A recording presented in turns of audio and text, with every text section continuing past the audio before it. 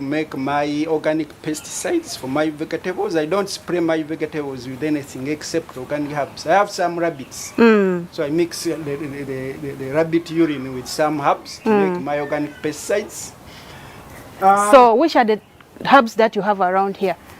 In my small land of 18 decimal is less than even a quarter an acre. I have about 20 herbs around. So this one I didn't. Some of them I planted, but this one I didn't plant. This is bitter leaf. Bitter leaf is called omuluruza in Uganda. Okay. This is bitter leaf. Then we also have.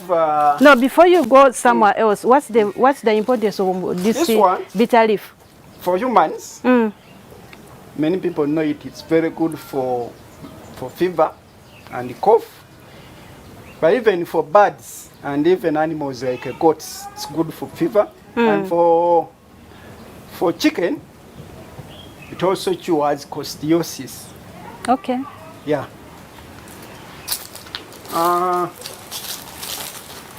The next here is a very common one, known as African basil or wild basil. Okay. It's called mojaja. It is a spice. Many people use it as a spice for tea, especially if you are in the rural areas. But it's also a herb for chicken. That is especially for cough. This one is usually combined with the bitter leaf and then combined with the purple to make some potent natural antibiotic. For the poultry? For the poultry. Okay. This one is called red-leaved hibiscus. In Uganda it's called musai. Now there is a herbal doctrine called the doctrine of signatures, which says that the color or the way the plant looks like gives it the ability to treat any organ or an organ of the body of the same color or like. So that's why you find a plant which is red will help with the blood.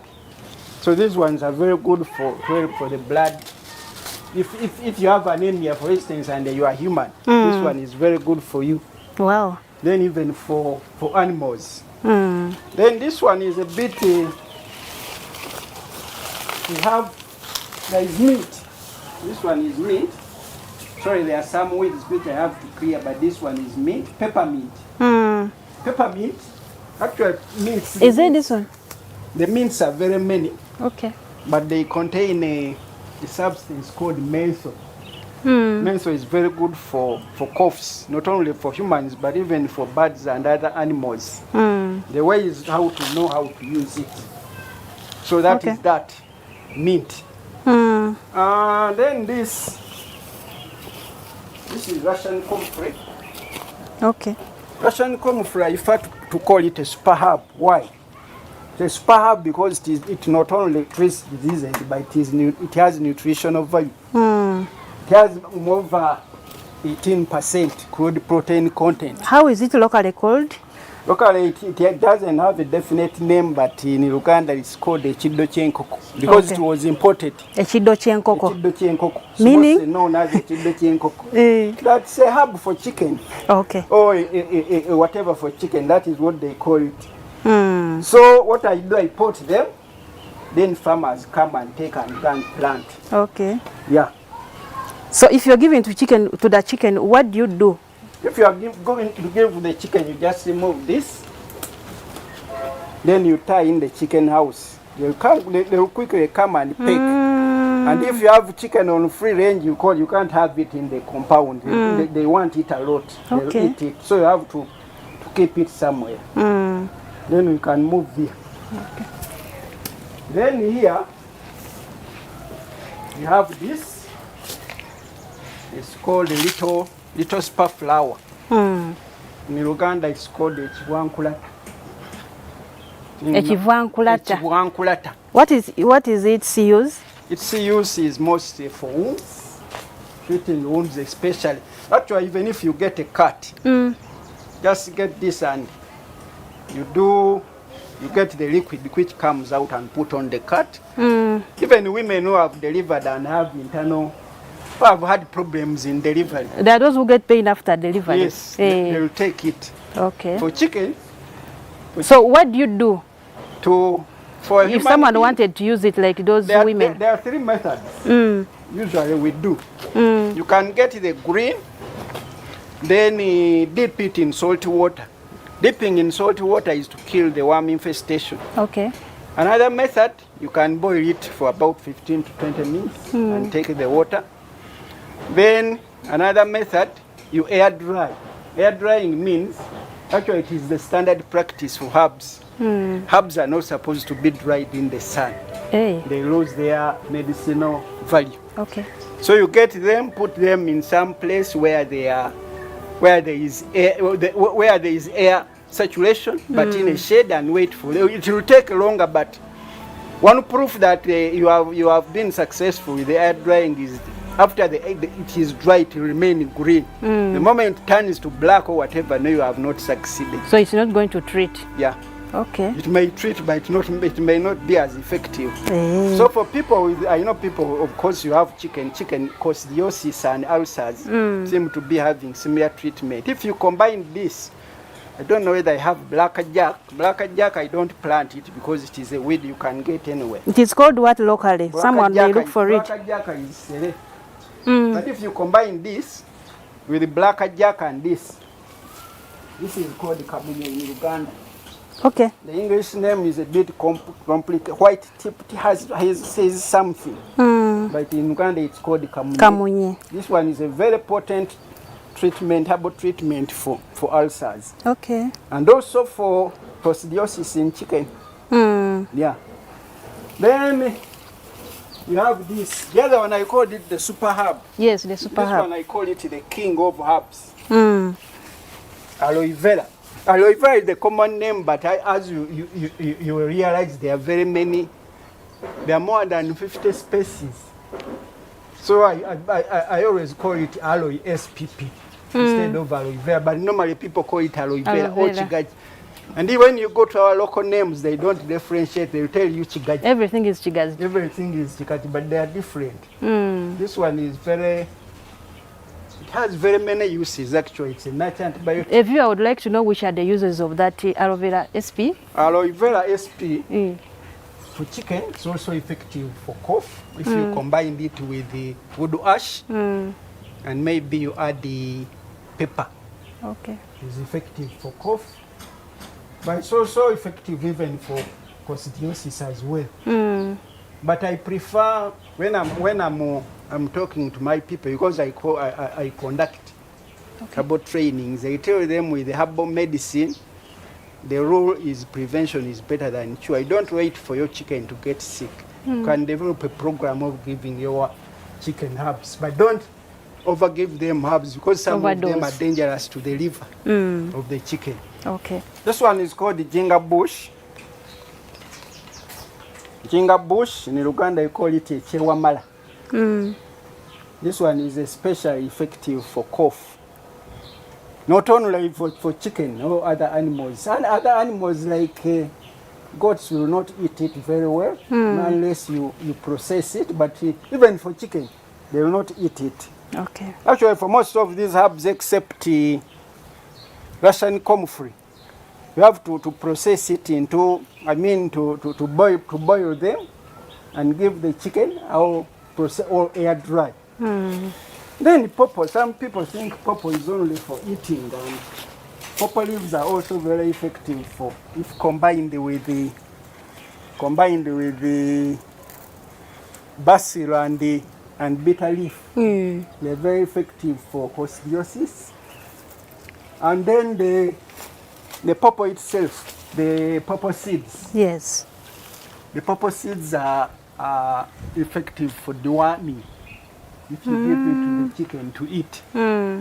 It's actually not deworming for only animals, even deworming for humans. So this one is called, the Ugandan name is Akeye. I don't know the English name. This one is effective for if you get a problem with the chicken breaking a leg or whatever. This one and this one, by the way, is also very good even for humans. If you have a broken or a sprained ankle, these ones combined can do very well. Okay. Do you drink it? Do you boil it? What do you do? You apply it to the affected area. Okay. You saw the other aloe, what we call aloe vera. Now this one is another species. Okay. But the most common species we have in Uganda is aloe vera, which is the other one, and then aloe spicata. Okay. Yeah. Do they have the same use? Yes, the same. Then this one we call. Which one? This one? Is it the same as this one? It's the same, but this one is called Chiondo. Chiondo. This one is a Chionde Chidugavu. That is in Uganda. You come and hold it again. Chiondo Chidugavu. Yeah, there are two species. This one is called the Chionde Chidugavu. Okay. Then this one is called, there is a better one there. The other one is called the Chionde Chidugavu. Do they define what they do? Yes, most of these are they are also good for cough and also for wounds. This one is called the Chionde Chidugavu. So what you do for cough, if you have a chicken which are coughing, can I smell a bit? Yes, you put it in on fire, mostly to kill the worm infestation. Okay. Then after putting it on the fire, open the mouth of the chicken and you squeeze the water. You squeeze it, eh? Yes, you squeeze the water. So I think that is then this one is usual ntuntunu. Ntuntunu. Ntuntunu, they call it goose what? Is it? Goose what? This one is usually used by people with the high blood pressure. They boil the leaves, and I've not yet researched on its use for chicken, but it's used for people with high blood pressure. Okay. Yeah. Then that's not a herb, it's a tree? This one is for chicken to eat, but there is also the food. Eh? This is not a very directly a herb for chicken, but as you saw, my place is a bit. Could I call it a bit bushy? So among the plants I have here, like this one, these are spring onions. Okay. That is rosemary. Some of the plants. Rosemary is this one. Yes. Some of the plants I have here are snake repellents. Okay. Because if you have a bushy place like this. Like which ones specifically? This one is called. It just has a way snake. Eh? In English, it is called the stepmother's tongue. I don't know what the Ugandan name. I've forgotten the Ugandan name. These spring onions.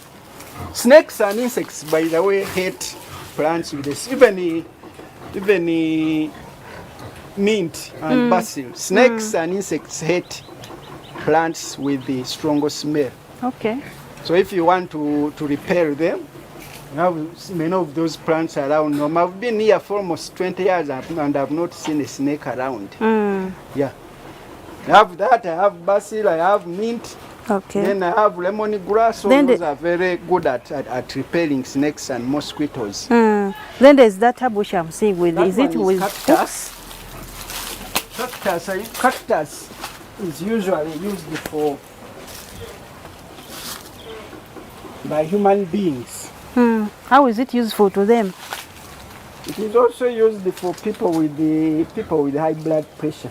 Okay. You know my background. I mean, one of the reasons why I went into I ventured into when I was still working in corporate employment. I was put on treatment for high blood pressure. Okay. And when I left corporate employment and it became expensive, I looked for herbal remedies. It's now almost, it's now 10 years. Then I went off the medications and took on. Of course, there is also another issue. Even my lifestyle changed. That was another issue. So when my lifestyle changed, and I also went to herbs. Okay. I've been off medication. So you are talking a lot of treatment, treatment for humans, treatment for chicken. Do you have some chicken around to verify what you are talking about? I have some chicken, but they are up. And I don't want, because I use organic I'm very, very whatever with the taking people. Because we of may infect biosecurity. them. Eh? But you may look at some down. Even I don't allow vets here. So it's only you who It's enters only there. me and someone else, and I'm very strict because I use purely organic. I don't give antibiotics to my chicken. There is something else I would say, but I don't want people to. Because I want to. Okay, let me tell people I don't vaccinate. You don't vaccinate. But I don't encourage people not to vaccinate if you are not as effective, or if you don't know what each herb does. You vaccinate your chicken unless you learn how to do it organically. Okay. So what is here?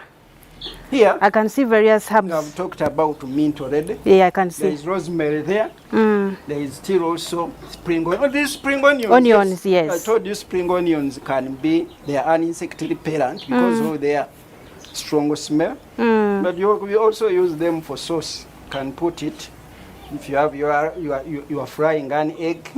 If you are cooking rice, you can use them. Okay. Then this one is a space of basil, but this one is sweet basil. You only get them in hotels. They are very rare with our people. How is it different from the other basil? It's only the smell, but it does the same work. Can you also put, for humans, you can also put it in here. It's also very good for your tea. Okay. Because I talked about this, that I don't need to plant. I don't need to plant this one, black jack. But black jack, as I told you, very effective against coccidiosis in chicken. And as I told you, if you combine it with the kamunye and the chiwankulata, that little spur flower, also very effective for ulcers. But as I told you, I don't want to venture into herbal because that one needs some. Okay. Then here, not very many, but there is this one is lemongrass, ekisubi. Ekisubi. Also another insect repellent, mosquito repellent and snake repellent because of its strong smell. Then we have tobacco. Tobacco is here. That one is also not only a snake repellent, but can also treat if you get a snake bite. Okay. So before you give your grasses, the fresh grasses to your chicken, because these grasses you get them with the worm infestation. You put, first of all, you can put a spoon of salt in a little of water. Warm water is better to dissolve it. You can add cold water later. So you wash it a bit so that you kill the worms. Then you can go and give your chicken. So you've been telling us the various herbs that you have around and how they are important to humans, the environment, and chicken. What persuaded you to start venturing in growing herbs? What persuaded me to venture into herbs was my experience with my high blood pressure I had, which I told you I was put on medication when I was still in corporate employment. But later it became expensive when I left corporate employment. I looked for herbal remedies. So when I got herbal remedies, now when I started looking after chicken, I thought, why, if our great-grandfathers kept chicken, if you remember the story of Chintu and Nandi, when they were coming on, they had chicken, how were they treating them? There were no antibiotics, there were no what. So when I did my research, it took me 3 months. I came out, first of all, I treated my chicken with herbs for some time. Then I started researching. There is a lot of literature, by the way, on the internet. Okay. And then I set up research assistants in 4 regions of Uganda and came out with the herbal poultry manual, which is so far online, showing.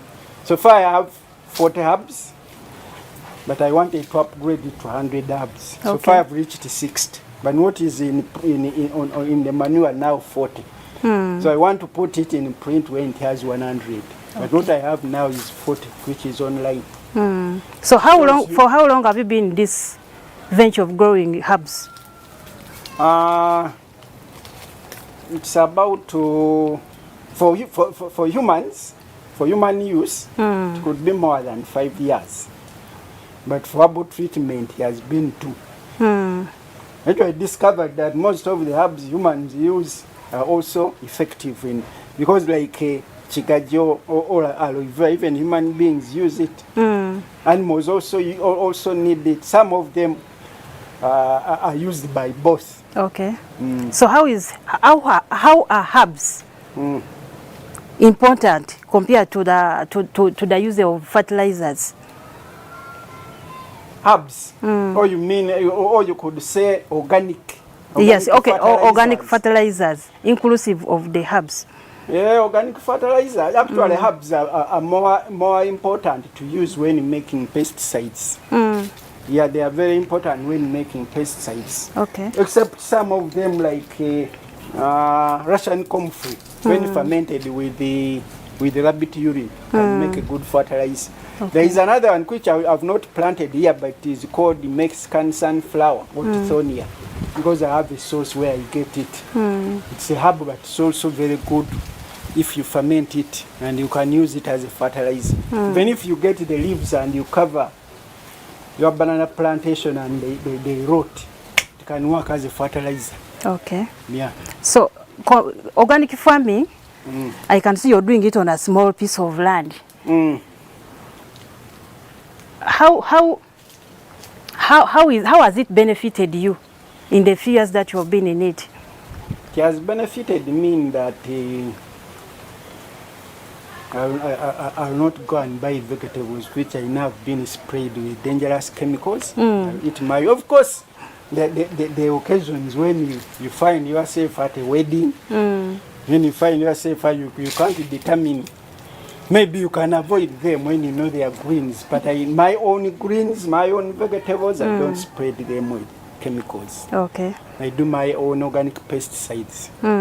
So if I'm not I'm not doing any for commercial purposes, but maybe in the future, when, because the number of rabbits I have so far can only provide mine, and maybe when I get a bigger number, I could do it on a commercial basis. Yes. So you looking at the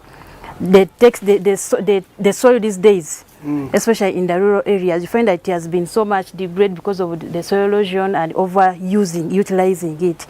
How is organic agriculture important in regards to environmental conservation? Actually, I would advise every farmer. It is very hard for a farmer to be in farming when you don't do animal husbandry. When you have no chicken, you have no cattle, you have no goat, you have no pigs. Because they provide. That is why these days most of the farming, like from Matoka, shifted to Western Uganda because they have cows.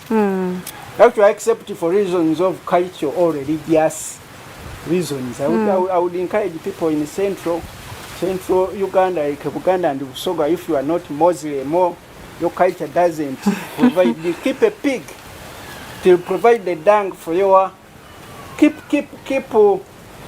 chicken. Except if you keep chicken on free range, okay. Inside, when they stay in the house, you can get some. That one will provide you with the manure. But generally, our soils are still very, very fertile. Though some are not, because for me, just like here, I needed to dig about 3 feet is 1 meter to get it ready soil. So there is a lot of loam soil around, a lot of fertility. So in your own words, as we end the show, what call do you have for the public out there in regards to the use of local herbs? I would encourage people. First of all, people have become lazy. How? Someone can have a small piece of land like mine, but someone will go and buy herbicides. The piece of land you can dig herbicides. People are overusing herbicides. In fact, that is one of the problems why our land is degrading. Okay. Because one of the whatever which helps the soils are earthworms. But if you spray your land with herbicides, you kill the earthworms. Then for animals, why I encourage people to go herbal is the rising cases of cancer and drug resistance. The other time you heard about poultry farmers who are using HIV drugs for... We had in the media. Yes, people have become greedy. So I would encourage people, you can go herbal. You can go herbal, you can go organic, and grow your chicken. The greed is just too much in Ugandans. Someone wants to keep chicken for 2 weeks and sell. Yeah? To grow fast, to make them grow fast. Yes. Okay. So as you have heard it from the horse's mouth, let's embrace growing herbs and treating using local materials that are around us in agriculture, in treating ourselves. I may not go far into it because the technical person has spoken it all. Let's meet next time.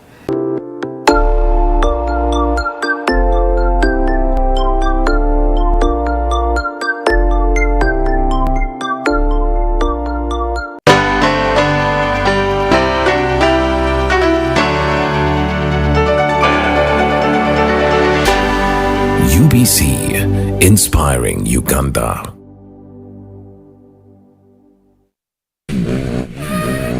Wage Shadia. Onko ndakasimu nisikia papa.